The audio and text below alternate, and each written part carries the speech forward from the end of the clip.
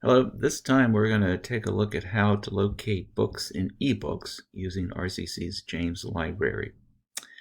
First, we'll visit the library website. So visit the library now, and that takes us to the search page. In the Search Everything box, you simply type your topic.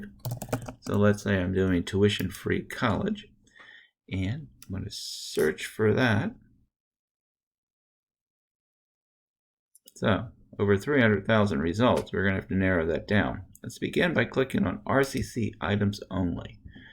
So these will be works that we can get access to. And you still see it. It's a tremendous number of sources. I'm going to click Books and eBooks, though. Here's the search that we're connecting. So that narrows it down to 134. And one other thing I can do is narrow this down by publication date. As you know, for this assignment, I want you to concentrate on most recent works. So let's move that over to, say, 2014. And that gives us 28 relatively recent sources to look at. So a couple of things about books in general. If you're looking for a very topical subject, let's say you were writing about the January 6th insurrection at the U.S. Capitol, well, those books are being written. They haven't been published yet. So a search for information about that event would probably not turn up any books yet. It'll be another year or so before those books are coming out. But for most general topics, such as tuition-free college or adoption or any type of health issue that you're researching, you'll certainly find a number of books about it. The next thing to do then is to take a look at some of the topics that turn up. And so you're going to find that for most topics, you have books that are available, ebooks that are available in full text online. We'll take a look at one of those in a minute. First, I want to go down and find a book. Here we go. A book that is in the James Library stacks. So I click on this book. This is Paying the Price, College Costs, Financial Aid, and the Portrayal of the American Dream. Certainly sounds like it's on my topic. 2016, relatively recent book. And as you'll see down here, it indicates that RCC has a copy. There's the call number, and it's located on the shelves. Here's a copy of the book.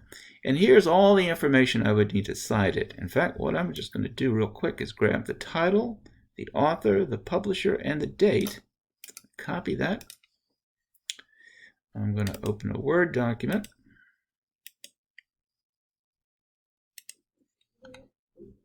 And I'm just going to dump that stuff down here. All right, here's my author. And they've done it in last name first, and then a first name. Here's the title. I'm going to pull that because that's going to go next. Publisher comes next. And the date comes last. That's all the information I need if I'm talking about if I'm referring to a print book. I'm going to clean this up real quick and make it 12 point Times New Roman.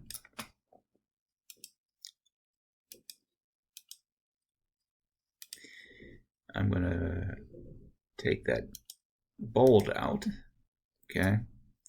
And then I'm going to go ahead and create the hanging indent. All right, so let me show you what I did there. I go to paragraph. Under special, I go to hanging, and while I'm here, I'm going to double space this. So there's our citation. Almost done. After the name comes a period, and for that title, since it's not capitalized, I'm going to go up here to the capital A, little a. If you click that, you can change it to capitalize each word. Now, we know that not every word is capitalized, but most of the words are capitalized. So I'm going to change this to italics. Remember, we talked about different kinds of titles. Book titles are italicized. They're the container, as MLA would call it. So they're the big source. Then, see, it's actually helping me identify the words to put in lowercase. They missed one, so we can't trust the computer for everything. But that helped a lot. So paying the price, the colon separates the main title from the subtitle. Last thing we have to do is to change this to a comma. I'm going to drop the V out of this. And if you have a university press, you change university to U and press to P. And so this will be U of Chicago P, the University of Chicago Press. So that citation is done. Now let's continue the search by looking for some ebooks. Now, of course, you're going to have access to a lot more ebooks than you would print books, given the size of the database for these. And some of them will be relevant, and some of them may not be. So Get Into Any College, Secrets of Harvard Students. This is probably more about the college admissions process. Here's one about Fees Must Fall, but it turns out to be about South Africa. So you want to examine these sources a little bit to make sure that they're on topic. You don't have to read the entire book. There might be a fairly short way to do that. So let's take a look at higher education, finance, research, policy, politics, and practice.